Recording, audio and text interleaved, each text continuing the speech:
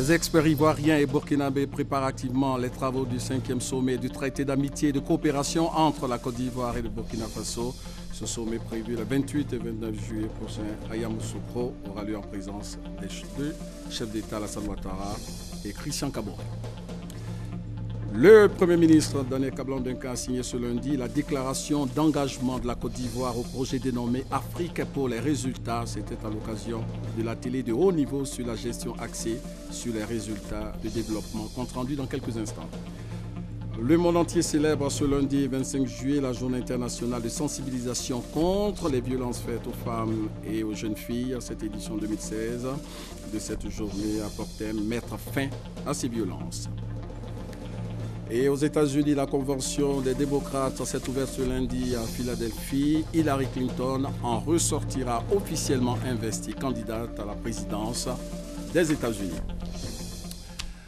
Voilà pour les principaux titres. Bonsoir et bienvenue dans ce 20h. Je vous l'annonçais dans les titres. Les experts ivoiriens et burkinabés préparent activement les travaux du 5e sommet du traité d'amitié et de coopération entre notre pays, la Côte d'Ivoire et le Burkina Faso. Ce sommet prévu les 28 et 29 juillet prochains à Yamoussoukro aura lieu en présence des deux présidents, Alassane Ouattara et Marc Roch Christian Kaboré, direction Yamoussoukro, la capitale politique ivoirienne, pour les temps forts des travaux préparatifs du sommet.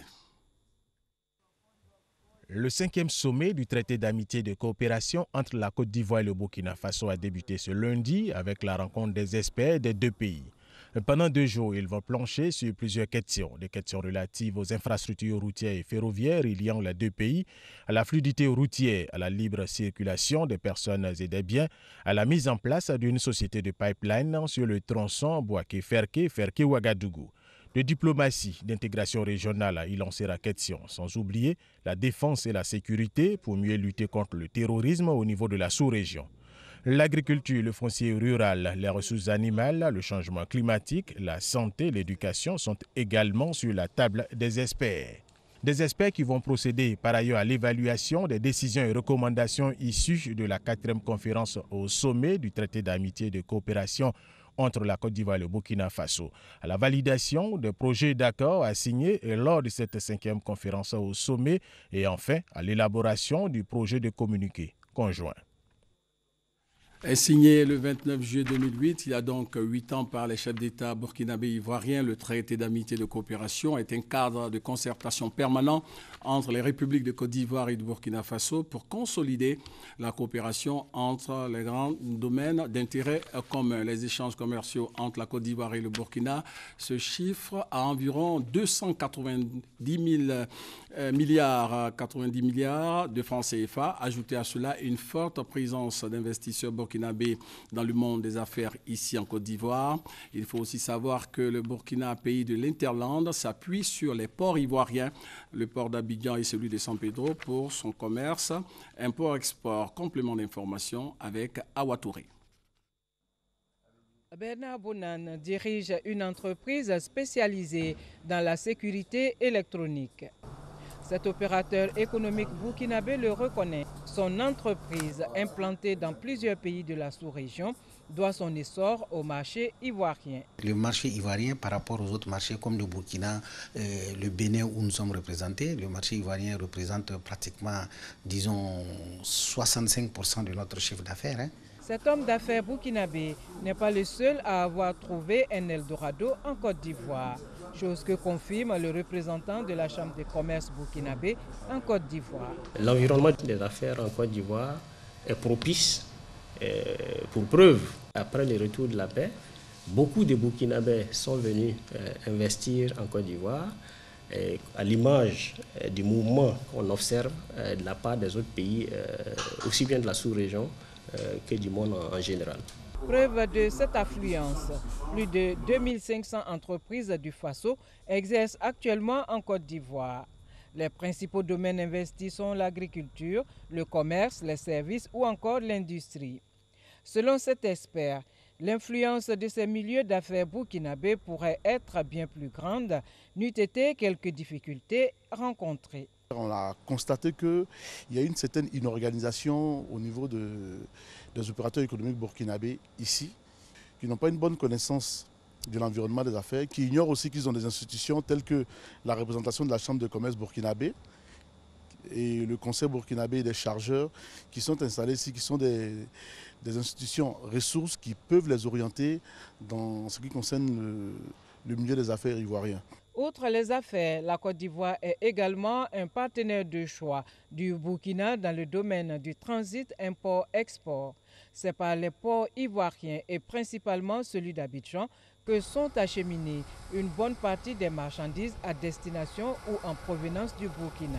Il y a des avantages à travailler avec les ports ivoiriens pour l'expertise, pour la logistique. Le port d'Abidjan est la meilleure porte d'entrée et de sortie de nos marchandises, autour de 65 et deux fois 70% de nos importations passent par le port d'Abidjan, pour la simple raison que les opérateurs économiques ont le choix entre le rail et la route. Toujours selon le Conseil burkinabé des chargeurs en Côte d'Ivoire, les ports ivoiriens accueillent actuellement à l'import comme à l'export 1 200 000 tonnes de marchandises burkinabées contre 450 000 tonnes par le passé. Une hausse favorisée par la réduction drastique du racket et l'amélioration de la sécurité sur les routes ivoiriennes. Et ce lundi, ici à Abidjan, le ministre burkinabé des Affaires étrangères, de la coopération et des Burkinabés de l'extérieur, Alpha Barry, a procédé à l'installation officielle du nouvel ambassadeur du Faso en Côte d'Ivoire, son Excellence Mahamadou Zongo. Compte rendu, Alexis Ouidraogo. Alors que ce matin se sont ouverts les travaux du traité d'amitié et de coopération Burkina Faso-Côte d'Ivoire, le nouvel ambassadeur du pays des hommes intègres a été installé en Côte d'Ivoire par le ministre des Affaires étrangères burkinabé, Alpha Barry. Pour lui, ce acte est un message fort. Je vous avais dit que les deux présidents sont en phase. Je vous avais dit que les deux ministres sont en phase. Vous avez la preuve aujourd'hui. Un message qu'appuie le ministre ivoirien des Affaires étrangères, Albert Mabry-Touakeus. Le traité dont les travaux d'Emas Mater Yamsokro est unique en son genre en Afrique.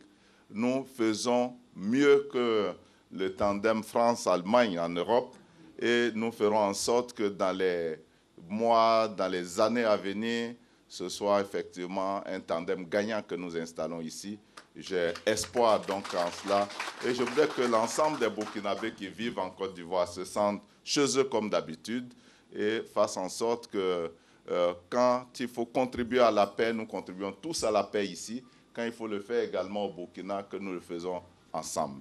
La coopération ivoiro-burkinabé annonce de beaux jours, tant dans les domaines de l'économie, de la santé, de l'éducation et même du sport. Dans l'actualité, il faut également retenir que Soro Guillaume, le président de l'Assemblée nationale, a accordé aujourd'hui 2 audiences. La première à Charles Dibi Kofi, président du Conseil économique et social. Cette visite s'inscrit dans le cadre de la coopération entre institutions de la République de Côte d'Ivoire. Les deux hommes ont parlé de la contribution de leurs institutions respectives dans le développement du pays. Soro Guillaume s'est également entretenu avec la ministre de la Solidarité, de la Cohésion sociale et de l'indemnisation des victimes. Maritou Kone souhaite la contribution des élus du peuple dans l'accomplissement de sa mission, à savoir la cohésion sociale. Le reportage complet dans nos prochaines éditions. Merci donc à la réalisation. Le Premier ministre Daniel Kablan-Duncan a signé ce lundi la déclaration d'engagement de la Côte d'Ivoire au projet dénommé Afrique pour les résultats. C'était à l'occasion d'un atelier de haut niveau sur la gestion axée sur les résultats de développement. Pour en savoir un peu plus, je vous invite à suivre ce compte-rendu de Noël Niagno.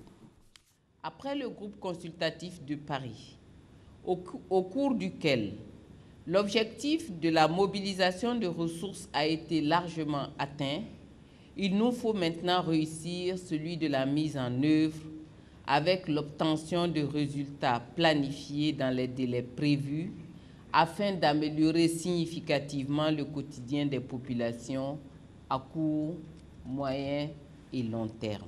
Voilà situés les enjeux de cet atelier de haut niveau sur la gestion axée sur les résultats de développement, GRD, avec pour thème Leadership national pour les résultats des initiatives rapides. Parce que 2020, c'est dans 4 ans. Des ministres, des présidents d'institutions, des dirigeants politiques, des élus locaux, des acteurs de la société civile et autres ont une journée pour s'approprier de façon effective la pratique de la gestion axée sur les résultats. La force de la gestion axée sur les résultats vient d'abord du fait qu'en appuyant sur les données comptables et financières, elle permet d'appliquer un langage commun à l'ensemble de l'organisation. Elle vient aussi de la possibilité qu'elle offre de décentraliser la prise de décision en échange du contrôle des résultats. Enfin, la gestion axée sur les résultats doit permettre de responsabiliser, d'évaluer et donc de motiver les parties prenantes à partir d'objectifs qui leur ont été fixés.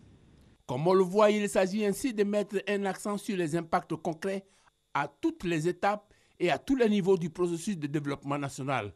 Toute chose qui met en lumière la nécessité de l'efficacité des actions de développement pour le bien-être des populations. Tout le sens de l'engagement du gouvernement. Je voudrais souligner l'engagement du gouvernement à promouvoir à tous les niveaux de la société ivoirienne, administration, secteur privé et société civile, la culture de résultats, à systématiser le suivi, évaluation et la mesure des performances dans la mise en œuvre de toutes les interventions publiques, promouvoir et rendre efficace et effective la reddition des comptes par tous les acteurs œuvrant dans la mise en œuvre des politiques, programmes et projets de développement en Côte d'Ivoire en général et du PND 2016-2020 en particulier. Au-delà du discours, un acte est signé pour servir de référence avec à la clé la mise en place d'un comité national fort de 10 membres. Lancé en 2007, la communauté africaine de pratique AFCOP sur la gestion axée sur les résultats de développement GRD est un réseau de plus de 4700 décideurs et praticiens du développement issus de 118 pays à travers le monde. En Afrique, on en dénombre 18 avec l'appui de la BAD et l'ACBF, la Fondation pour le renforcement des capacités en Afrique. On retrouve le Premier ministre à l'inauguration de l'école hôtelière de Grand Bassam, une école considérée comme une structure de formation des compétences de véritables professionnels du secteur du tourisme et de l'hôtellerie en Côte d'Ivoire. Herman Guivet pour en savoir un peu plus. Grand Bassam. La ville balnéaire peut désormais compter au nombre de ses réceptifs hôteliers, de ses monuments et vestiges du passé, un établissement de formation au métier de l'hôtellerie. Fruit de la coopération ivoiro-suisse et ivoiro-marocaine, cette école d'hôtellerie fait déjà la fierté des cadres et élus du Sud Comoé. Les pieds dans la tradition, le regard tourné vers le futur, la ville inscrite au patrimoine mondial de l'UNESCO porte de grandes ambitions. L'enseigne est dévoilée, une satisfaction pour le gouvernement de Côte d'Ivoire, fidèle dans sa logique d'impulser le développement du tourisme. L'école hôtelière de Grand Bassam, outil de développement du secteur du tourisme et de l'hôtellerie, qui a pour vocation de former à un haut niveau ses apprenants, offre à la jeunesse une grande opportunité d'insertion professionnelle, adaptée aux besoins d'exigence et d'évolution du secteur, tout en assurant à ses lauréats un profil professionnel élevé.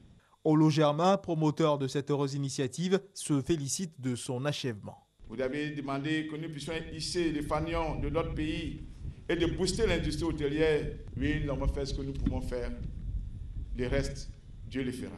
Une cérémonie présidée par le Premier ministre Daniel Kablan-Duncan qui n'a pas manqué de saluer les perspectives positives qu'offre cet établissement pour le secteur du tourisme en Côte d'Ivoire. Ce nouveau établissement hôtelier devrait contribuer à l'expression du plein potentiel touristique de cette localité et à la valorisation du riche patrimoine culturel et touristique de cette ville historique. Faut-il le rappeler, la cité de Grand Bassam est depuis juin 2012 inscrite sur la liste prestigieuse du patrimoine mondial de l'UNESCO. C'est un motif supplémentaire de fierté pour les futurs étudiants de ce bel établissement. Partenaire de l'école hôtelière de Genève et de l'école hôtelière de Casablanca, l'école hôtelière de Grand Bassam a une capacité d'accueil de 300 étudiants.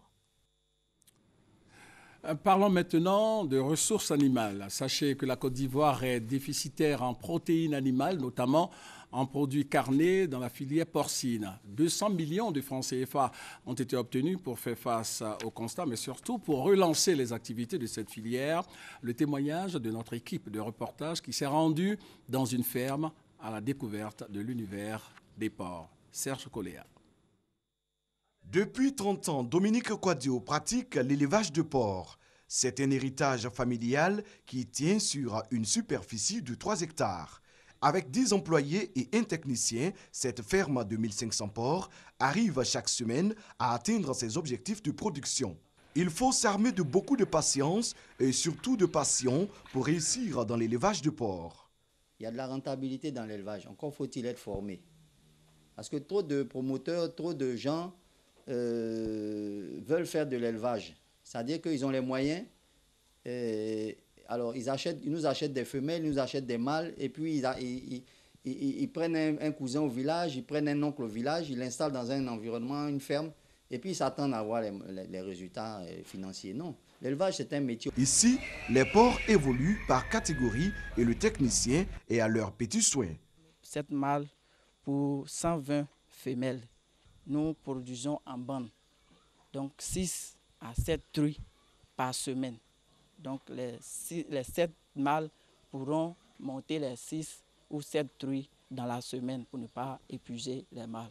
Mais bien avant de remettre les sujets dans une loge, il faut préalablement laver, désinfecter la loge et observer un temps de vide sanitaire de minimum de 5 jours avant de réutiliser la loge, ce qui va permettre d'éviter les infections, de limiter les contaminations. Le fonds de garantie de 200 millions de francs CFA octroyé à cette filière par l'Union européenne doit booster la production.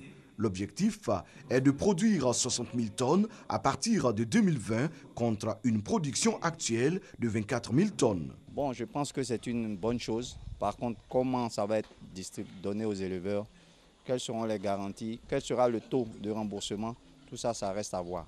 Mais sinon, toutes les aides sont les bienvenues au niveau de la filière porcine. Nous croyons qu'avec ce fonds de garantie, les 60 000 tonnes d'ici 2020, nous allons même dépasser.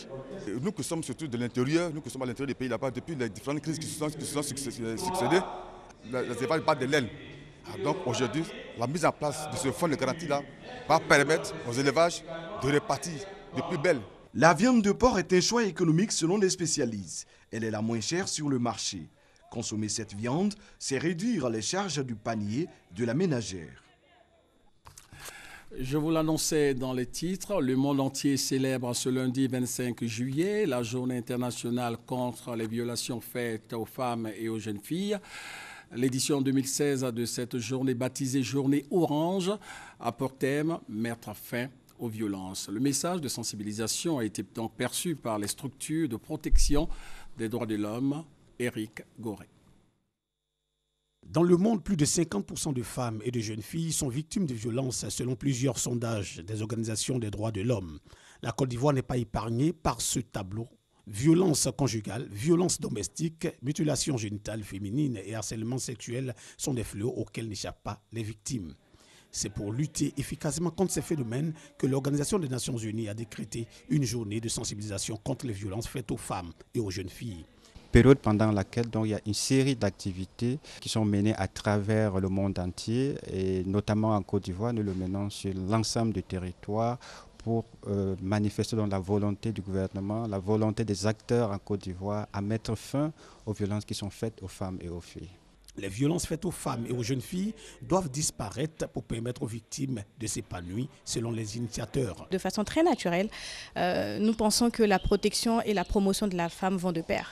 Et si nous voulons des femmes fortes dans des institutions fortes, nous sommes obligés de briser le silence et de parler de faits et de fléaux qui réduisent considérablement le potentiel de la femme, à savoir les violences faites aux femmes. Des campagnes de sensibilisation sont prévues dans différentes communes du district d'Abidjan et à l'intérieur du pays, pour faire prendre conscience aux populations de ce phénomène qui déshonore la junte féminine. Le RDR, le Rassemblement des Républicains, a tenu ce lundi une réunion du bureau politique pour échanger sur les remous sociaux, sur les factures d'électricité. La déclaration a été rendue publique à la fin de cette réunion par le porte-parole du RDR, Joël Nguessan. Nous vous proposons un extrait de cette déclaration dans laquelle le RDR donne sa position sur la situation sociopolitique. Le bureau politique a pris les décisions ci-dessous. Le bureau politique condamne avec force cette défiance à l'autorité d'État et ces violences gratuites. Le bureau politique s'incline respectueusement devant la mémoire des victimes et présente ses sincères condoléances aux familles éplorées. Le bureau politique souhaite un prompt rétablissement aux blessés. Le bureau politique réaffirme l'ambition du RDR d'être un parti au service du progrès de la Côte d'Ivoire et du bonheur des Ivoiriens. Le bureau politique demande aux Ivoiriens et aux Ivoiriens de demeurer sereins et être sourds à tous les chants des sirènes. Poursuivons avec les activités du Rassemblement des Républicains. Cette fois, c'est une rencontre entre le secrétaire général adjoint du RDR et la jeunesse de son parti. Quel a été donc le contenu de cette rencontre? La réponse avec notre reporter. Le secrétaire général adjoint chargé des questions et mouvements politiques du Rassemblement des Républicains face aux structures de jeunesse du parti. Une rencontre au cours de laquelle Adama Bictogo a fait un tour d'horizon de la situation sociopolitique en Côte d'Ivoire. Le RGR est une de nos structures spécialisées, engagée aux côtés du président Alassane Ouattara. Et l'a démontré pendant l'élection présidentielle. Il était bon donc aujourd'hui que nous ayons des échanges pour montrer que le président Alassane Ouattara peut compter en permanence et de façon conséquente sur sa jeunesse, cette jeunesse-là même qui a toujours su être au devant du combat qu'il a mené, le combat de la justice, le combat de la démocratie, le combat du bien-être de tous les Ivoiriens. Sensibiliser la jeunesse à être responsable, la démarche est bien appréciée par le président du Rassemblement des jeunes républicains. Pour accentuer la sensibilisation de la jeunesse, plusieurs autres rencontres sont prévues afin de toujours échanger sur les questions d'intérêt national. Le reste de l'actualité avec tout d'abord cette séance de formation consacrée à la prévention des conflits et à la cohésion sociale. Des jeunes issus des pays de la CEDEAO ont été formés au leadership. Ils auront pour mission essentielle d'apporter leur expertise dans la résolution des conflits et au processus de paix dans leurs pays respectifs. Hugues Hervé Blé nous en parle. Selon les résultats du recensement général de la population en 2014, les jeunes représentent 77,3% de la population ivoirienne, portant la participation des jeunes au processus de paix et de cohésion sociale demeure faible.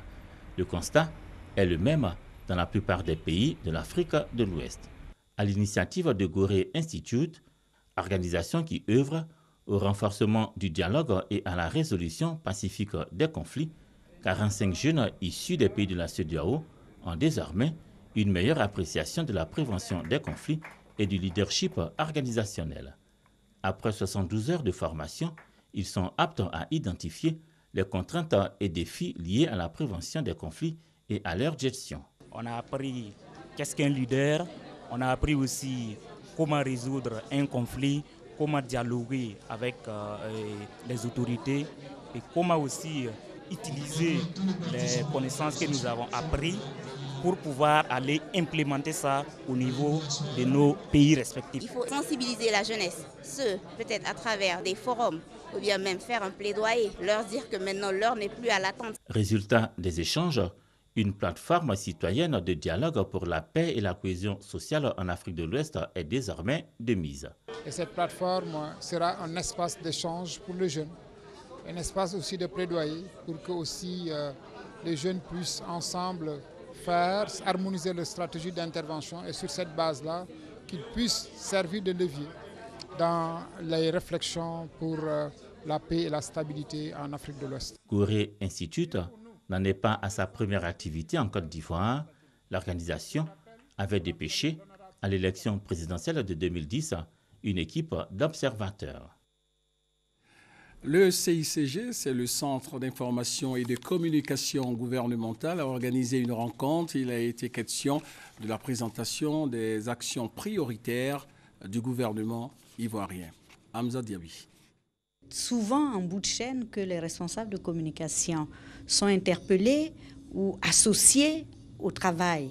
Ce qui, nous en sommes conscients, enlève beaucoup d'efficacité à la communication gouvernementale. Il faut donc les informer en amont sur tout ce qui concerne leur champ d'action, d'où l'organisation par le CICG tous les mois d'un atelier pour amener les responsables gouvernementaux de communication à anticiper davantage et avoir une meilleure compréhension des enjeux de cette fonction. Déjà sur le PTG, nous avons donc invité le conseiller spécial du Premier ministre en charge donc, du PTG de venir présenter succinctement donc, les grands axes stratégiques de travail du gouvernement.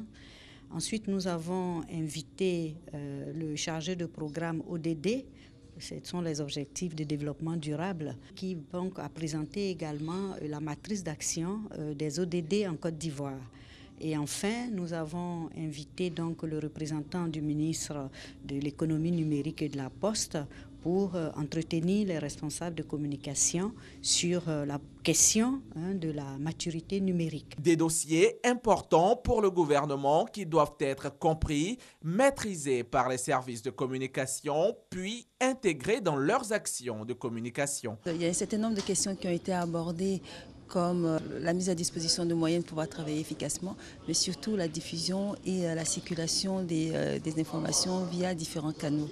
Et j'espère qu'à la fin de ce séminaire, effectivement, nous trouverons des solutions afin que chacun des responsables de communication appartenant ici aujourd'hui puisse s'approprier les contenus gouvernementaux. Dès septembre prochain, le Centre d'information et de communication gouvernementale s'intéressera à l'amélioration de l'environnement économique, toutes les problématiques de réforme dans le cadre du Doing Business.